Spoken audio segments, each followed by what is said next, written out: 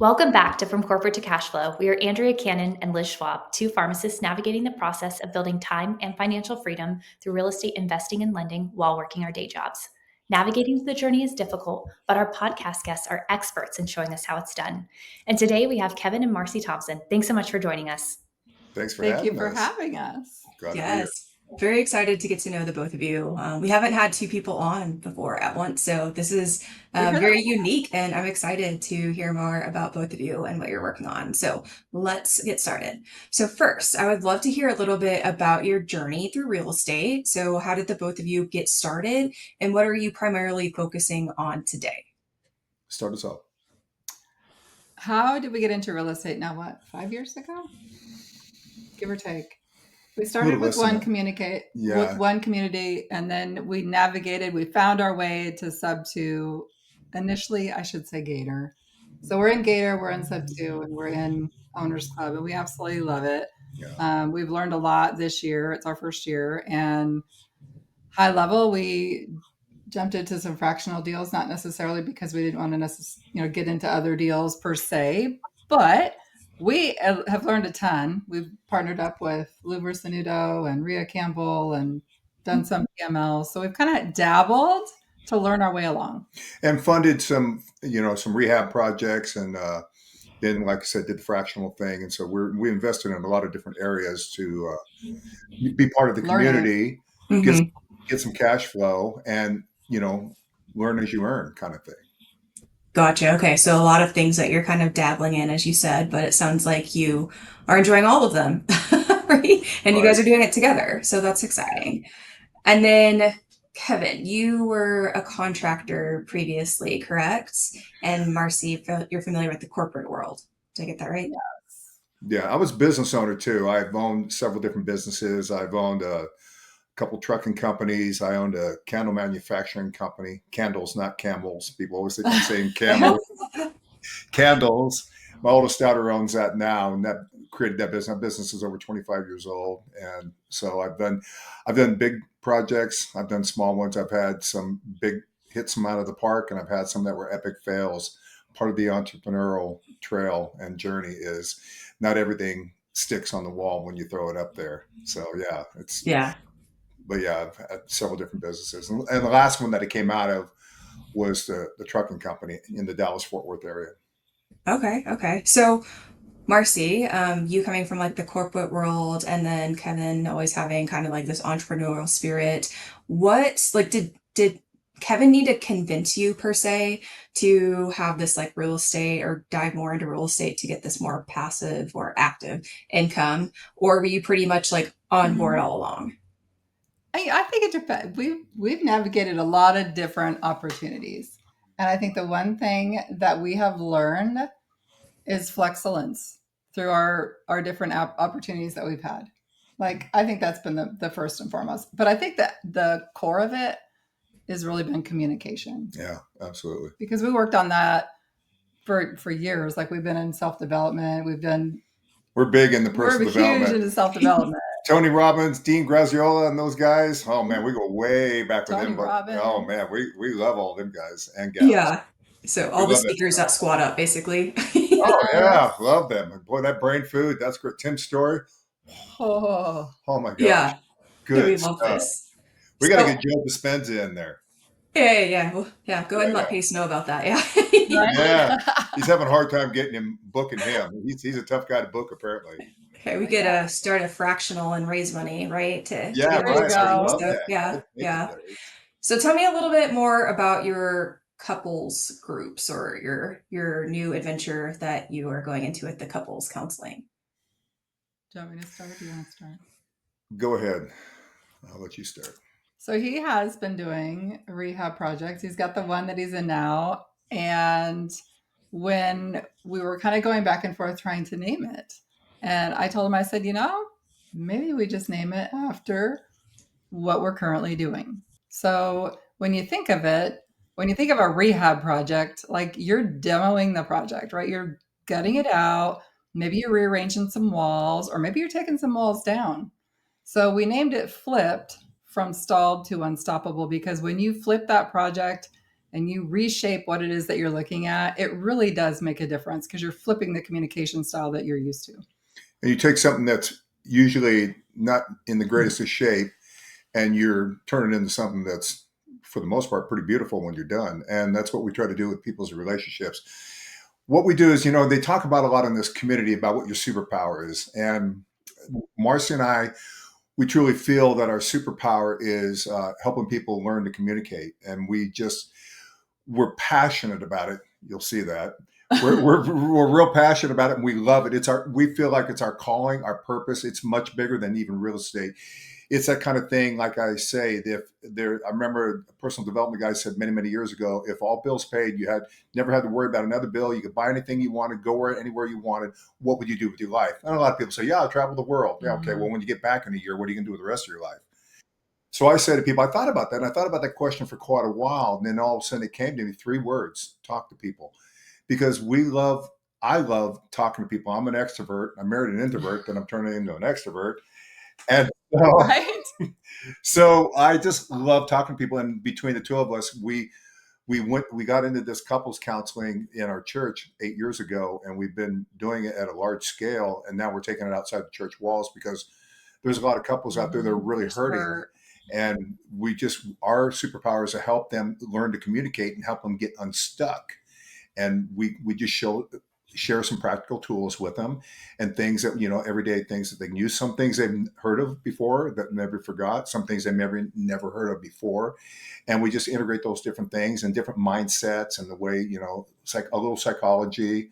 And we're both, certified mental health coaches, and we dabble a little of that in there. And it seems to be working because everywhere we go all around the country, we're talking to couples that are hurting and they're stuck. They love each other. They're not getting divorced, but they just like, some of them are like, well, we're just kind of like roommates now. And that's that we want to bring them back together and just reunite that relationship and help them build it back up and become best friends, lovers, soulmates, all the above. That's what we're all about. I love this personality trait of you guys. I think that this is so unique in a world that really, I feel like, lacks communication and the ability to effectively communicate sometimes, especially as things tend to get more and more stressful, right? And in the context of real estate, I think this is so important because it's easy if you're single, right? And you're like, well, I'm going to do real estate and get involved in this. Like, you don't have anyone to argue or disagree with you. I mean, maybe your family Right. members, but you're not married to someone or have a partner who's like, no, I don't, like, you're crazy. Don't do that. And Yeah. so I think it's really important when you have a partner, you're in a marriage, etc., that you're both aligned and on the same page, because that could create a lot of unnecessary stress if you're not both on the same page for, wanting to go forward in this real estate journey. And I'm sure that that's probably a very common conversation that the both of you guys are involved in. Absolutely. Yeah. 100%.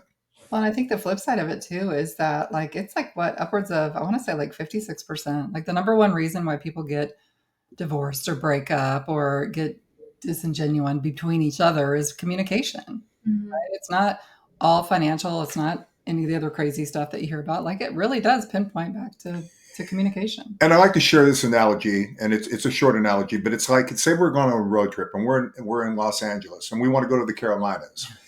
And so if I'm in, let's say we're just taking 2 different cars for 2 different reasons, but we're going to be on the road together. And all of a sudden, if I veer a half a degree to the left, to the north, and Marcy veers a half degree to the south, to the right, by the time we get to the East Coast, I'm going to be in Maine and she's going to be in Miami. And by that, what starts out as a slight variation as time goes, and all of a sudden you get years down the road and you look at each other and go, how did we get here? What happened? And we hear that a lot. And that's what happens. It's just life gets in the way, jobs, careers, health, kids, in-laws, there's a myriad of things that can, jump in the way of and throw us off, even slightly off our trajectory. And we just help course correct and bring them back together. Yeah, I really like that. And I also think there's probably a lot of couples out there that have maybe some, like, one person's in real estate and the other person is supportive, but doesn't exactly know how to support.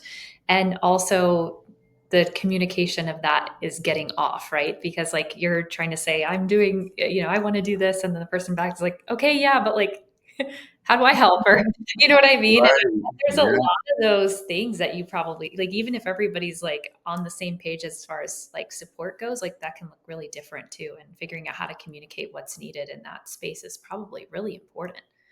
Yeah, Mm-hmm. absolutely. And as you ladies know, in real estate, there can be a lot of moving parts, and there's you got to learn to pivot. And sometimes your partner may not understand the the the the speed of pivoting and what it entails, and what the consequences are if you do or don't. And so there's a lot of things to navigate there. So we find it's a real need in this space that we're in now.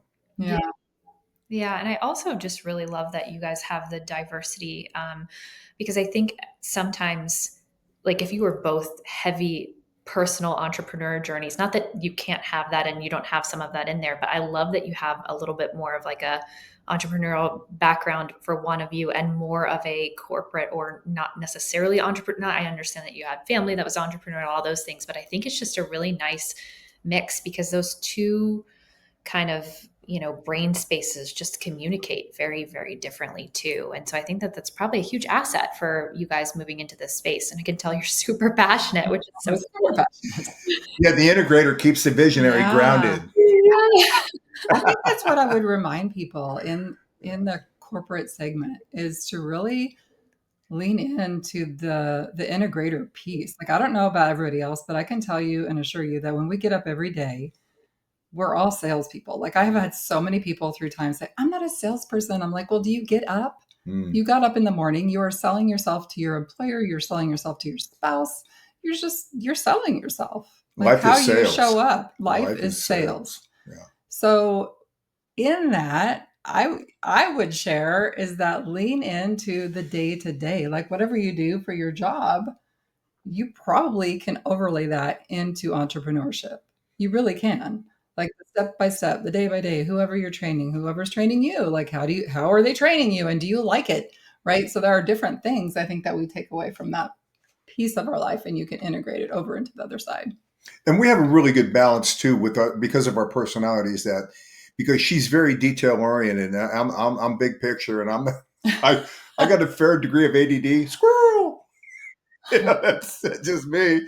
And she's like, now babe, let's focus.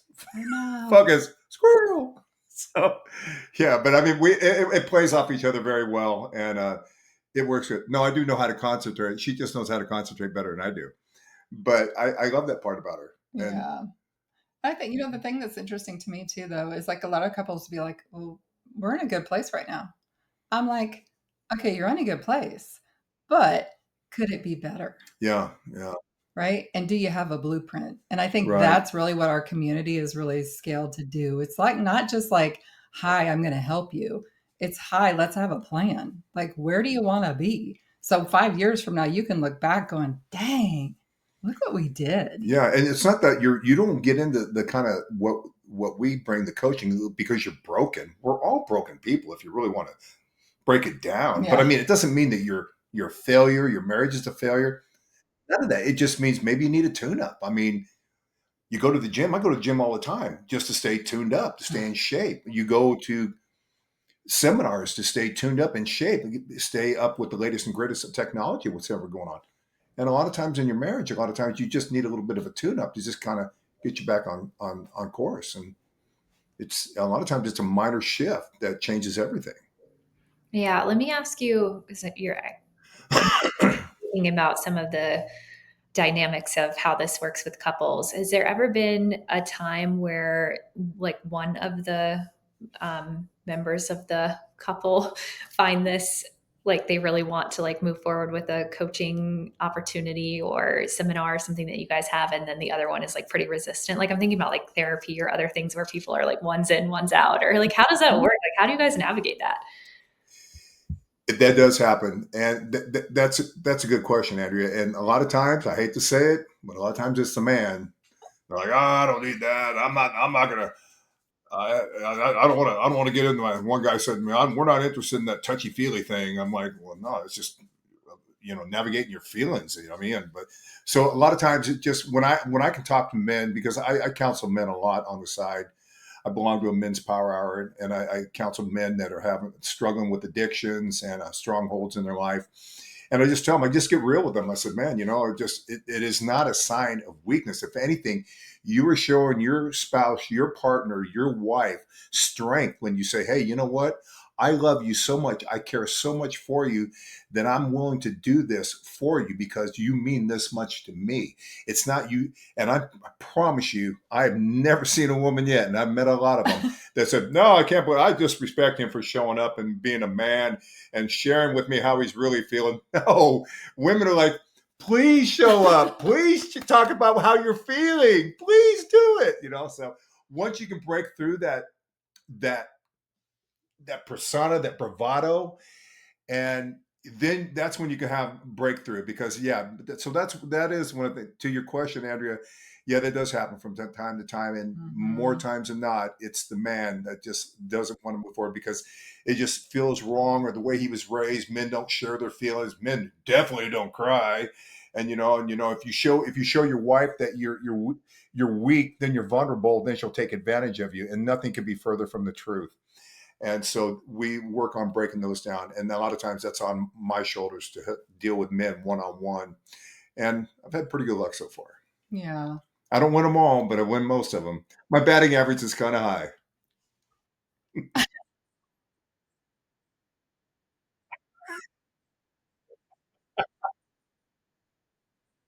I love it. Well, Hey. I was gonna add on this really quick, because there's the other side. Like, we always like to call out one side or the other.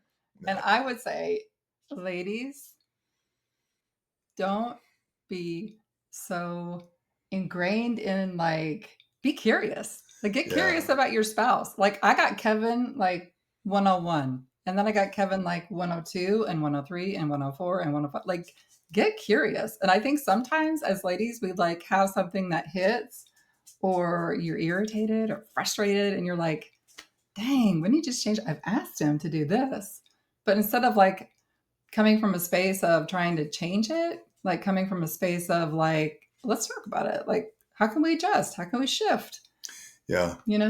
Yeah, be curious and always look for ways to pour into your spouse's life. And one of the things we share, that just little things, is just do that little random act of kindness, something that they really like. I'm giving an example. I don't drink coffee. Marcie drinks coffee. I get up about 30 minutes before she does most of the time. And what I do is I get her coffee ready, and I get it all prepared and everything. So when she gets up, she's got a fresh hot pot of coffee.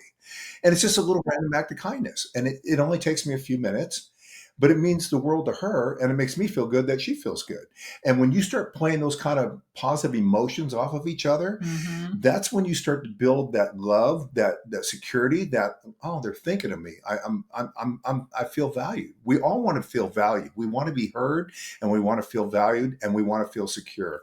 And when you start doing those little and then we tell the guys, hey guys, or even the gals, say, everybody has Post-it notes. Hey, leave a Post-it note on the mirror. Hey, I love you. Thinking of you. Have a great day. It's a simple little thing like that. And I can't tell you, we've had so many testimonies where people come back and go, man, that little Post-it note, that works great. I mean, but it's just a simple random act of kindness to your spouse who you already care and love anyway. It doesn't cost you anything. Right. Oh, this is so nice. Everyone should listen to this. This should be the podcast that everyone should listen to. I hope so. We love, ladies, we just love couples. If you haven't found out by now, we're passionate about couples. We're passionate. Honest to God, if we had $1 billion tomorrow, we would be doing this tomorrow, next week, next month, next year, for the rest of our life.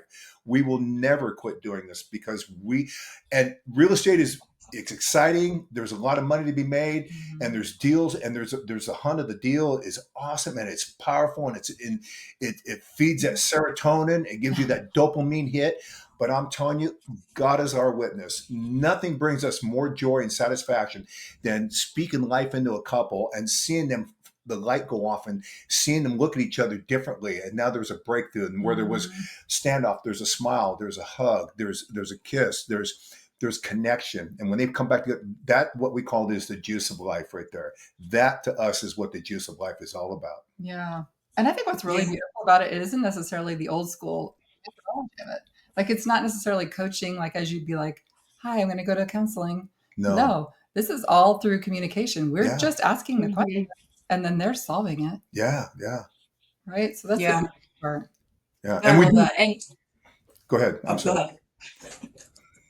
I was gonna say I know you guys are more intimately in this than I am, because you're like leading a lot of these sessions, right? But I can even tell just from like all the Facebook posts that people will put, like, hey, like I'm on board, but like my partner doesn't really understand, or like my partner Mhm. doesn't agree. They think I'm gonna lose all my money, et cetera, et cetera. And so I know this is super relevant to like not only real estate, but that's just the type of setting that I so commonly see it in, but so many other settings as well, right?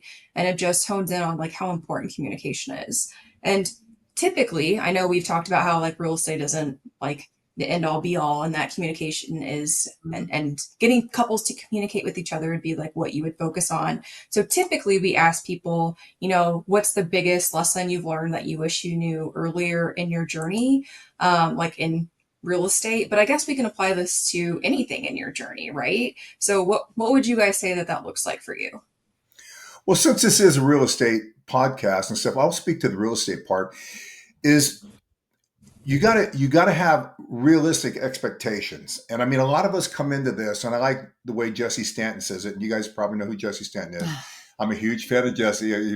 I always give him a shout out. Man, I love you, Jesse. He's awesome. He's just a great guy. He just loves everybody. And sometimes we just get these unrealistic expectations that we think when we're in it in 2 weeks' time, we're going to have all this positive passive income, and we're going to have this huge stacks of cash flowing in. But it takes due diligence. It takes tenacity. I did wholesaling at the beginning, and I have called thousands and thousands and thousands of calls. I have talked to over 1,000 real estate agents. I've talked to tens of thousands of people that own houses. I know what it's like to grind, and you just got to have a realistic expectation. And some people they hit it out of the park day one. Some people it takes a little while, and we had some great successes along the way.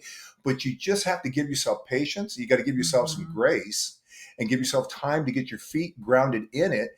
And I mean, it's very lucrative if you stay at it. But the problem we see a lot, and in life itself, people jump into it and they go, "Oh my God, I want to make my first million in the first 30 days." And it's I know I'm like stretching it a little bit, but sometimes not so much. But Yeah. you know what I mean? And so just give yourself some grace. Give yourself and be patient, because she's had to talk me off the Yeah. ledge before. Babe, be patient, because I'm the kind of guy that can be impatient. Mhm. So Well, and I think too, yeah, babe, don't you think it could be the flip side, right? Because it could be somebody that's like on this end of it, but then this side who is on the corporate side of it is like, right, okay, now I'm growing weary. right, Yeah. Yeah. absolutely, And when are you going to make that first dollar? right, Like you right, really have to like continue to keep those, most of them will say like positive vibes. I'm like prayers. I'm like, yeah, it's, you just have to remain in the future yeah, because as soon as you look to the past, and realistic expectations, mhm. and know that this is not a quick fix. This is something that's going to take a little bit. It's very rewarding, and it's paid off great, but it's going to take a little bit of time. And that whole thing, like she said, is so true. Yeah. One that's in, and luckily that we're both somewhat in it, even though she has a corporate job, so we have a more understanding of it. And but just being realistic about just give yourself some time and grace, because people beat themselves up very quickly when they don't all of a sudden have 10 rental houses in the first 6 months. Okay. Oh, I believe it. Yeah, I Yeah. believe it. And then Marcy, do you agree with that as your piece of advice or something that, I you would can just, relate yeah, to? just be patient. If you're the person that's in the corporate world hand and you have a spouse who is in real estate, be supportive, be positive, be curious, and learn about it. Like a And lot of she's very people are supportive. like, "Nah, I don't want to learn about it," but like you kind of need to, because like if you're a Mhm. spouse, what happens if something happens to your spouse? And not that you wish that it would, or not that you even are thinking about it, but I'm just saying you got to be curious. And we always tell our kids Right. that Yeah. we're like, you got to know about it. So Yeah. that's Yeah. what I would encourage people to do, at least learn, like alongside their. Yeah. Yeah. Get a little Do bit you more. think, maybe a hard question, but do you think it's harder to have that line of communication or the conversation for partners where one is in the corporate world and like the W-2 and then the other's in real estate? Or do you think it's easier if the corporate and W-2 side just doesn't even exist? We've had this way for so long. Like I think from my side of things, I think what's probably like, he always used to ask me, like, what's the number? Like, what's the number that you would leave your corporate job? And I'm like, oh, good question. Cause I really hadn't thought about Yeah. it. Um, and I have that number now and we'll share that later, but I'm just saying like, it's like one of those things where you're so used to looking at something one way. And so that's what I would share to people that are in this side of it on the corporate side is be able to look outside of your current job, your current situation, your current career, because that stretch to look over to the other side, I think is so rewarding. And it's something that if you don't at least try it, you're kind of missing out. Like it's a pretty cool objective, I think, for me. Yeah. And to your question as far as that, Liz, the thing is with the corporate world, you have a set Yeah. finances. You know what you're going to be making next week, next month, next year, unless you Mhm. get laid off. But I'm just saying you can budget for that. In the entrepreneurial world, real estate world, your finances in fix and flipping houses, it fluctuates. I mean, all of a sudden you get a big paycheck, and then you're going along, and more is going out, and then you get a big paycheck. Yeah. So you just got to. It's a different temperament, and sometimes it can be difficult to navigate for sure. Yeah. Yeah. I've always thought it's kind of nice to have like one person that's rooted in corporate and one person that's kind of exploring for that reason, because Right. they have some stability mixed in with something else. Not that that has to be the only way, but I think that that does kind of give a little bit of best of the both worlds. But it can also create those communication issues that we were talking about before. Marcie, this question specifically for you. So you mentioned like kind of being curious and getting outside of your corporate space. Is there anything in particular that inspired you to look to other ways to achieving income, like passive income and other things outside of your job? Yeah. Like I think it's those I people that rubbed are off on around her. you that inspire you, right? So I think it's why I always say um, to get curious about your spouse because that really is probably what inspired me, right? He Yeah. amazes me. He'll come up with these like unique ideas or this or that, and I'm like, oh, that's a great idea. And he's like, okay, well, let's do this. And I'm like, okay, but hold, we got to integrate this, right? So we're doing that stuff. Yeah. So, but I think that was probably the number one thing. I think the number two thing is just seeing the opportunity, Mm-hmm. freedom that comes from it, the ability to manage your own time. But then you really have to think of when you get to that space, what does that look like? And sometimes myself included, like cause when you're in, because I'm a high level corporate person, and so I have a very flexible job, but I also have a very demanding job. And we have like 97 people. We got people in Philippines. We got people down in Belize. Like we got people all over, including the United States. So it already kind of gives me that challenge, right? I love that part of it. It's like herding cats for her It is. sometimes. But at the same point, like I have gained so much incredible experiences from those corporate America jobs that I wouldn't trade it. Yeah. So I think people shouldn't look at it like, oh my gosh, I got to leave my corporate job to do this. Right. If you enjoy it, if you're learning from it, if you're getting stretched by it, and if it gives you joy, do both. And I think that would be my message. I like that because I think, both Liz and I mean, we both enjoy our jobs, but I specifically have been laid off multiple times without having warning just because we're in the pharmaceutical industry. And so like they stopped developing the molecule I was helping support and you don't really have any foresight or control over that. So having another entrepreneurial side as like a backup so that that's available for a pivot during that time frame, then to decide whether or not I want to go back or all those things. I mean, I think that to me is like very motivating. It's that control. It's that other kind of piece of just being able to decide, that you still like your job. Cool. And like, it's the $1 billion question, right? Like if, I woke up with, I don't know about $1 billion, but like $10 million, would that change what I'm doing today? Probably not for me. Right. Billion, we're starting to get a little crazy. So I don't know. But that might change things. Billion, Maybe. $1 billion. 1 billion. I think I do actually really enjoy what I'm doing now. So Good for you. that thing, very different. And so I really enjoy that perspective. Now, Kevin, I have a question for you specifically because both Liz and I are not necessarily full-blown entrepreneurs. We'd love to hear a little bit about some of the habits and routines that you've developed to stay productive on your goals. Because like you mentioned earlier, we have a more, regimented kind of a role and that sort of thing. So I'm wondering how you've made it this long, this many, 25 plus year business. That's insane. Congratulations on that, by the way. So like, obviously you're doing something right. We need to learn from you. Tell us your secrets. Well, I don't know if there's secrets, but one thing about being an entrepreneur, you have to be self-disciplined. You have to be self-motivated because you don't have a boss and a time clock to punch into or whatever that is. So you have to be self-motivated first and foremost.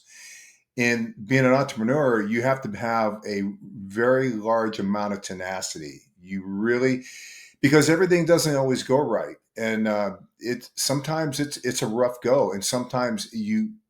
One of the things I really struggle with as an entrepreneur is I get impatient, and that's where she really comes in, and with her, and yeah, she balances me out, and that part I really appreciate because I can be very impatient because I want it to happen now. Why isn't this happening? Let's go, let's go. It should be that I should be at this point in the journey, whatever the journey is at that time, or whatever the business structure is. Mhm. So giving yourself there again, like in real estate, giving yourself patience, but when being an entrepreneur, I think where people struggle is they don't know how to keep themselves self motivated, and they don't know how to be tenacious. You have to have an insane amount of tenacity if you really want to make it, because sometimes you will grind and grind and grind and grind, and like nothing's happening. Mhm. And then all of a sudden it'll just take off, or it may not. And one of the things in the corporate world, I will say this, since you asked this question, I'll try to wrap this up quick. Read a book many years ago, Rich Dad Poor Dad, Robert Kiyosaki. And one of the lines he said, and I've never forgot, that is so profound and so true with the people in the entrepreneurial world. He said in there, he says, the fear of failure is much stronger than the reward of success. Let me say that one more time. The fear of failure is much stronger than the reward of success. So what happens when people step out in the entrepreneurial world and they try an idea and it fails? What they think immediately is, I'm a failure. No, maybe your business was a failure. Maybe your timing was off. Maybe you didn't have the capital that you needed to run the business. Maybe you didn't have the right partnership. Maybe it was the wrong time of the year. There's so many different dynamics, but we attach the failure to ourselves as a person. And they say that of people that go and step into the entrepreneurial world for the first time, 85% of them never go back in again, and they go back where it's safe. And safe is in the 8 to 5, the Yeah. corporate world, the blue collar job. And so that's the thing about being an entrepreneur. You just have to learn to be self motivated. And when things go wrong, and they will, trust me, they will, or if they fail, I've had far more fail than succeed. You have to learn to just not take it personally. Darren Hardy, the editor in chief of Success Magazine, he says if you want to increase your rate of success, double your rate of failure. Sounds like an oxymoron, but you do. The more if you fail forward, you'll succeed quicker. So I could go on, but for time's sake, I can relate to that so hard. I'll have to I already said it, but I'll also replay this podcast over and over because, when you fail, it's hard to not take it personally, right? right, And it's hard to want to do it again. And then even if you do it again, then at times you get pushback from other people saying, "Are you crazy? You failed before. Why are you doing it again?" Or even if you're trying making changes or going into something different, and you've analyzed and taken appropriate steps, but it's hard. It's hard to make those steps. But I love that quote that you shared, and it makes a lot of sense because you're right. You're gonna have to fail sometimes to succeed. Yeah. So I think that's important that people repeat that to themselves because you will fail, like you said, and a lot of times it's hard to pick yourself back up and to keep going. So thank you for sharing that. I think that's very important that people understand that. one more Um, real quick important thing to what you said, Liz, about your friends. When you have that happen, those failures come, you want to really tighten your circle of influence. Meaning you got to tune those people out. Like what Pace says, he had all his family members. He unfriended them on Facebook because there's so many people that are naysayers. Like, oh, see, you failed. It isn't going to work. They're Yeah. what we call the crabs in life. So you just got to tighten up your circle of influence and keep it really tight, and just keep that core, just those core people. And I can talk Oh, about this all day long too. I know, right? completely agree. Completely agree. And trust me, I've already cut out. Good for you. So yeah, Yay. already cut out Yay. people. The group Good for is you. fairly small now. Okay, I'm kidding. I'm kidding. But yeah, that's why it's nice to have people that have like the same thought processes and goals. You know, Andrea and other people that we're interviewing on the podcast that you can really relate to, right? That's all. So on that same thought process, I know that we talked about how hard it is to like maybe fail and get started, even to get started, not just even failing, but you mentioned that having a W-2 corporate job is safe. And so I think that lots of people are beginning to, I don't want to say wake up, but realize, you know, is this the type of life that I want to live forever? Maybe I do want to start on my financial independence journey and see what that looks like. So for those people that are newly starting, right, they are probably overwhelmed and afraid to fail, what advice would you give them? I'd say for me, because I had to like nail down my own little number, like as what that would look like. I think for us, we've kind of navigated between the real estate piece of it and just active income. I think understanding what your number is. Like for us, like I'm a numbers girl. I'm systems. I am, Right. introvert. Like I gotta have a number, and I gotta know that I'm gonna hit the number pretty consistently. I gotta know my metrics. So from that perspective, I think you could look at it from that direction, saying, hey, as a couple, what is our number? Like if we hit this, we have this one thing, whether it's an ebook or something else or another widget or a co-living property, like understand like where the money's coming from and how it's going to support you first before you go do the venture. Right. Very methodical. As Yeah. as another introvert, I feel you. Yeah. We can be in the same group chat together and make plans and never hang out. And Yeah, then yeah. Andrea and Kevin will Yes, I'll be like, yeah. Yeah. Right. I love it. I love It creates a good balance. it You know what I mean? does. And see, that's what's so synergistic about you two. You Uh-huh. guys, between you two, you have a working relationship here, Yes. and you found your balance and you found your flow, and that's awesome. I love It is seeing that, awesome. and the fact that you both have that, recognize that, and are using that and utilizing that is awesome. Yeah, it's so funny because Liz and I have often talked like how similar she is to my husband.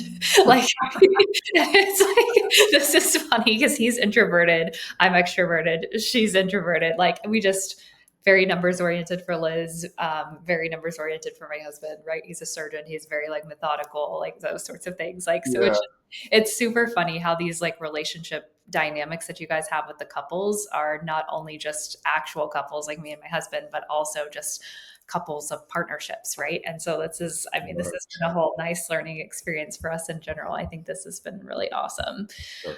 So thinking about just some goals and maybe fun couples things, we're wondering if you guys have, at least our goals are to travel and explore a little bit more and build wealth alongside of having a fun life. So wondering for you if you have any upcoming bucket list travel that you'd hope to hit in the next year or so.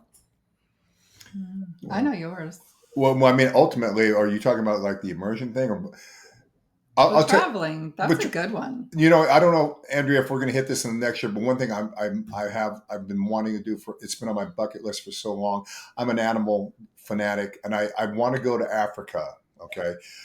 I want to go on a safari, but on top of that, for the last 30 years, I've been wanting to go and drill a water well and drill a well in a village where there's no water, because when you bring water, you bring livestock. I mean, you bring crops, you bring livestock, you bring livestock, you bring commerce, commerce, you bring community. Now you've built a community, and water is the gift of life. And I've been passionate about that. I support Mr. Beast's water thing. We give to that, but I want to go over. I want to get muddy. I want to get down in there. I want to be in there, digging in the mud and doing the grinding.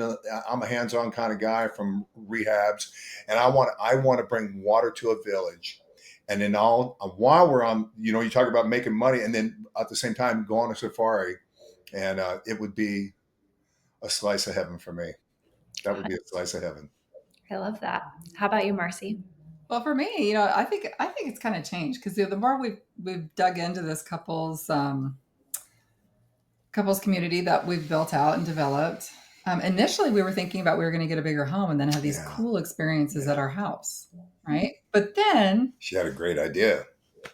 This integrator then had a visionary experience, and I was like, but wait, what about helping all these Airbnbs across the United States, renting them out for a longer period of stay so I get to go and enjoy myself? I get to pour into couples who are going to come and enjoy these experiences. We get to meet all these amazing people that we get to, connect with online. We get to meet them in person. And do weekend immersions. You know how around the community, Rhea Campbell and Paces all over the country. And we want to do couples weekend immersions where we bring 5 to 10 couples together and we just do an intensive from Friday to Sunday in a beautiful house and beautiful places, maybe up in Colorado and Miami and Boston and California and wherever, all around the country.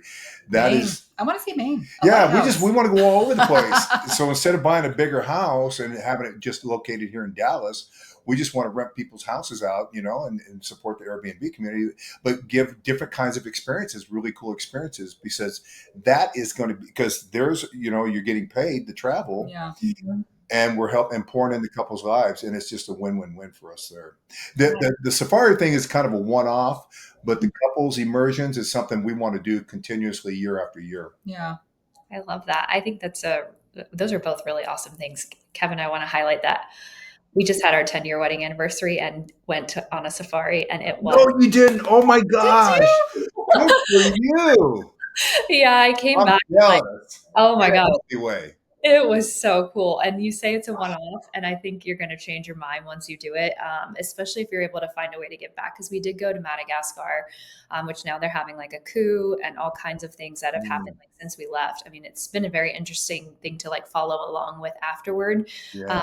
But it's a least developed country. We went to 7 countries, so not just Madagascar, but Madagascar itself is the least developed country, and I can 100% see the what you're talking about with the wells, and there's a lot of opportunities that there were children there, and it's like I didn't know what to do because it's not the right. They're asking for money clearly, and you're not supposed to do that. And it's like, what should I do going forward? And so I know I want to go back to Africa. It's funny because we had. Like I was telling my husband, if we ever do this again, I'd love to add in this for the next time. And those details aren't that important because he was like, this is like a one and done thing. We're probably never going to come back. And I was like, okay, well, maybe for our next 10-year wedding anniversary, so out on our 20th. He was like, yeah, maybe. And immediately he was like, I could come back in 2 years. So that is, for him to get that excited about something is very rare. So I am definitely looking for something like that though when we do return, because I agree the animals were even cooler than I ever would have expected. Oh, wow. That's awesome. I've watched so many animal shows before there was even social media. And now I am an animal junkie, and I just to see those animals, I am so happy for you that you and your husband experienced that. And what an epic experience that your husband's like, yeah, I want to go back. And we're not waiting 10 years either. And I have a feeling just like you, once we go, about the time we get back, we'll be planning to go back again. And I'm just, I'm really excited to do that. And you just inspired me to kick up my date on that.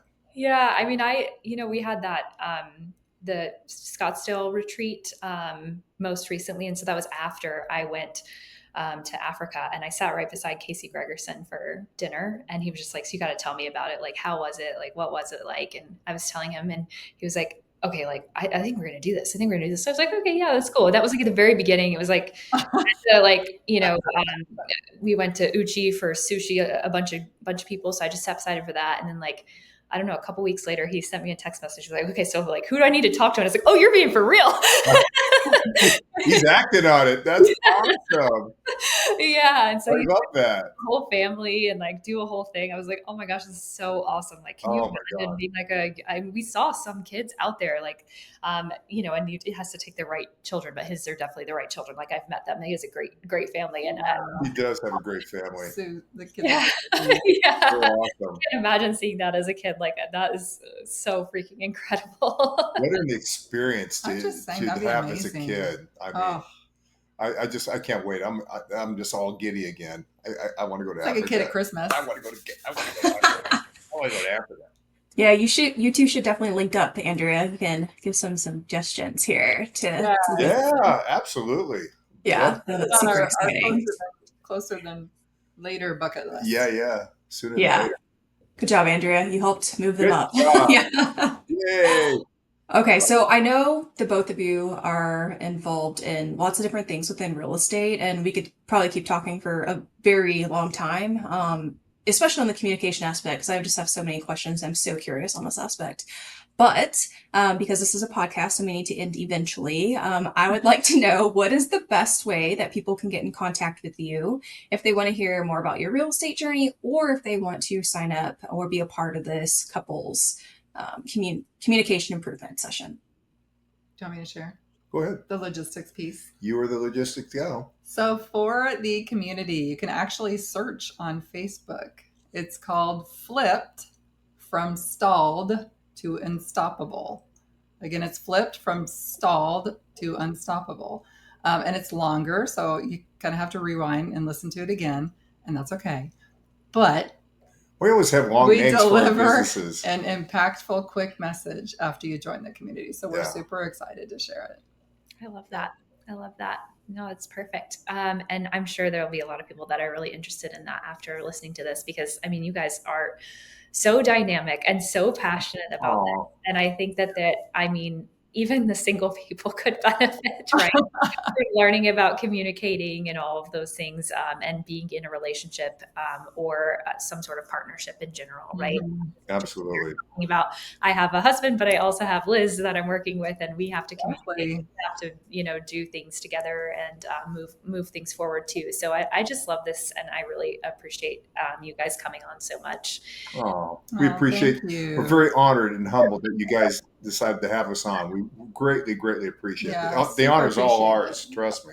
We say thank you. No, thank you. I love it. I love it. Well, with that, we appreciate everyone for listening to this week's episode of From Corporate to Cashflow.